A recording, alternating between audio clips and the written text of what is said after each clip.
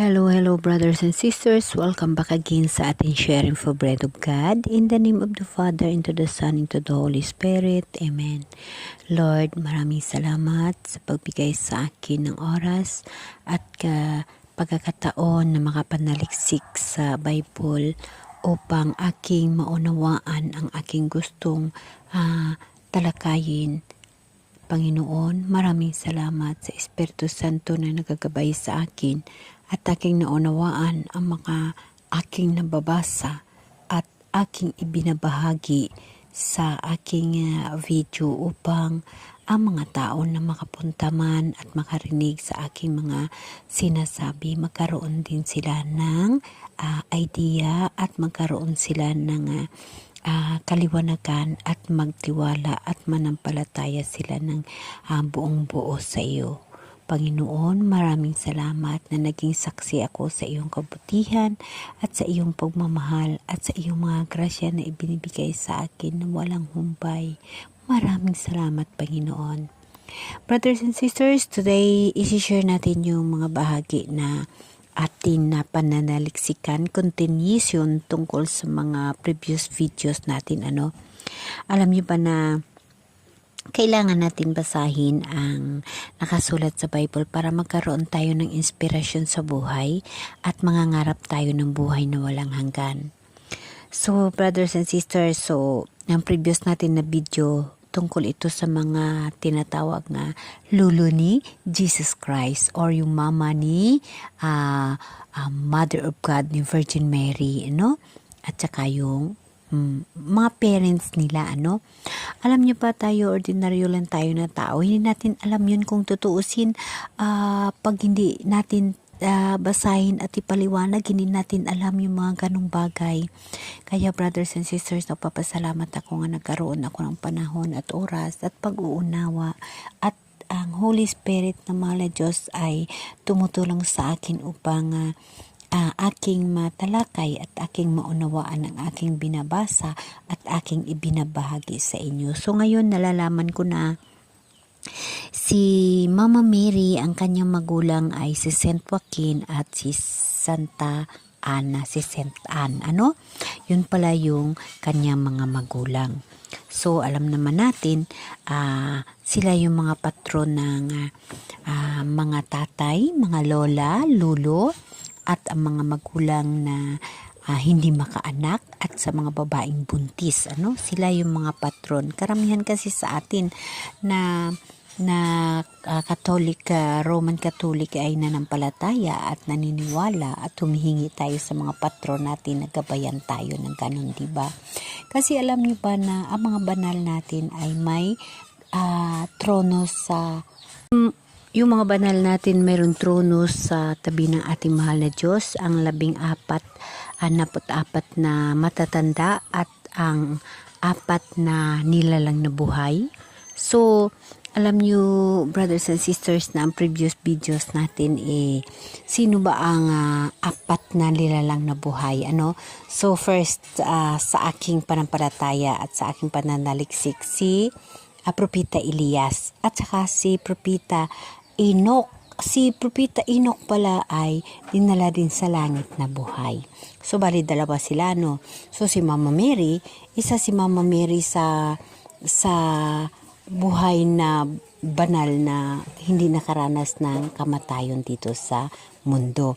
So, bali 4 ang nilalang na buhay. So, sino kaya yung isa, So, titingnan natin at basahin natin at alamin natin, tatalakayin natin kung saan natin makikita yung mga bagay na yon.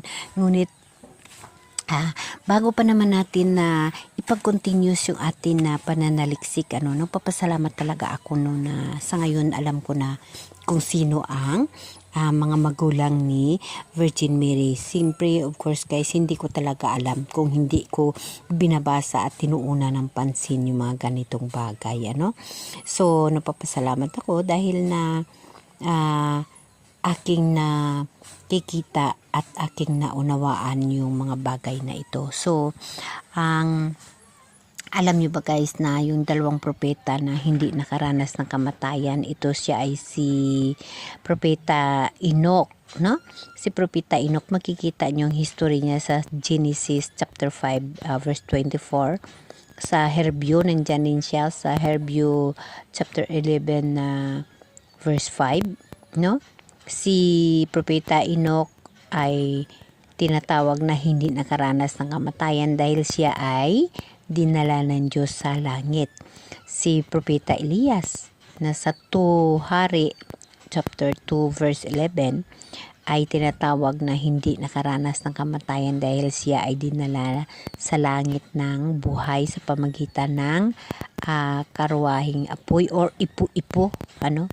So itong dalawang propetang hindi nakaranas ng kamatayan ay tinuturing na halimbawa ng taong nabubuhay ng may panampalataya at pabor sa Diyos at sila ay dinala sa langit nang walang karanasan ng kamatayan. Di ba guys, napakaganda, no? So para sa akin, tatlo ang hindi nakaranas ng kamatayan. So may isa pa, di ba? So napakaganda, no? Bilang tao, nag-i-imagine, no? Sana ako rin. Di ba? Para something ganun, no? Pero sa totoong buhay, brothers and sisters, pangarapin natin yung mga ganong bagay. Ako'y nangangarap ng ganon sa totoong buhay ko na hindi ako makaranas ng kamatayan at salubungin ko lamang ang mahal na Diyos. Handa ako. Parang something ganon. Just imahinasyon, ngunit dinadalangin ko yun. Okay, brothers and sisters? Ipagpatuloy natin, ano? So, si Mama Mary ay umakyat sa langit na ito siya ay tinatawag na assumption at ito yung tinatawag na isang dugma ng simbahang Katoliko na ipinahayag noong 1950 ni Pope Pius VII, ano? So ang pag-akyat sa langit ni Mama Mary ay hindi isang biro, kundi siya ay isang espesyal dahil siya ay ina ng ating mahal na Diyos.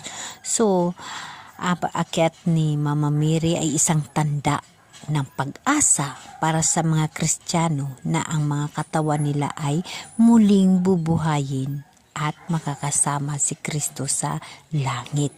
Yes, brothers and sisters, dapat natin pangarapin yung mga ganong bagay, ano?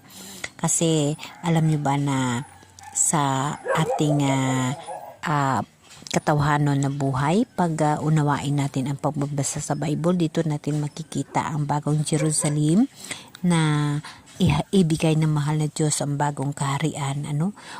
Ang bagong buhay para sa mga tao na kanyang pinili, ano? Ang bagong langit at ang bagong lupa, no? Ito ay isang konsepto sa Biblia na tumutukoy sa isang bagong likhaing gawa ng Diyos kung saan ang lahat ng mga bagay ay gagawin ng bago at perpekto. Napakaganda, di ba? Dito makikita mo yun sa aklat ng Revelation or sa pahayag sa chapter 21 verse 1 to 5, ang bagong langit at ang bagong lupa ay isang bagong likhaing gawa ng Diyos, no? Kung saan wala ng luha, wala ng sakit, wala ng kamatayan, ang gagawin ay talagang perpekto, no? Ang Diyos ay maninirahan sa gitna ng mga tao. Makasama natin si Jesus. Makakausap natin si Jesus. Yun ang bagong langit at bagong lupa, no? Hindi lamang isang pisikal na pagbabago, kundi isang espiritual na pagbabago kung saan ang mga tao ay makapag-ugnay sa Diyos sa isang mas malapit na personal na paraan. So napakaganda, di ba? Napakaganda ng ating bagong Jerusalem, bagong lupa, bagong langit, ano? 'Di ba? Ang nakalagay sa Biblia natin, minsan mag-iisip tayo, no? Ano ba yung tinatawag na nakalaad sa ating Biblia, yung ating kordero, yung ikakasal ang kordero, na may nakalagay ho yan dyan. Makikita natin yan sa Revelation chapter 19 verse 7 to 9, no? Ang tinatawag nga ang piging ng kasal ng kordero. So pag hindi ho natin yan unawain kung ano-ano ho yung ating maiisip, pero ang katotohanan, ang piging na kasal ng kordero ay isang simbolismo sa Biblia na tumutukoy sa pagdiriwang ng pag-ugnay ng Diyos at ng kanyang bayan, ang simbahan, no? Dito sa aklat ng Revelation chapter 19 verse 7 to 9, ang piging sa kasal ng kordero ay isang pagdiriwang sa langit kung saan ang kordero, si Jesus Christ, ay ikakasal sa kanyang kasintahang babae, ang simbahan.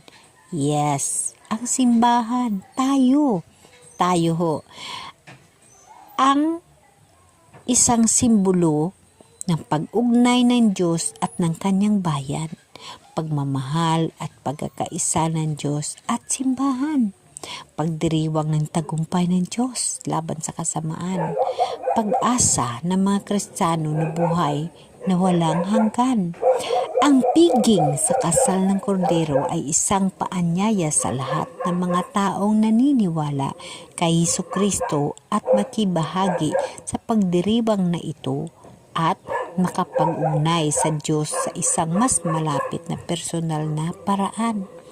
Kung tayo sa ngayong panahon ay makalapit, direkta tayo nananalangin sa mahal na Diyos sa pamaraan ng Espiritu Santo, diba? Ngunit sa bagong buhay, sa bagong lupa at bagong langit, mismo ang mahal na Diyos ang makasama natin. Siya mismo ang makasama natin. Brothers and sisters, pangarapin natin yung mga ganong bagay. Napakaganda, diba?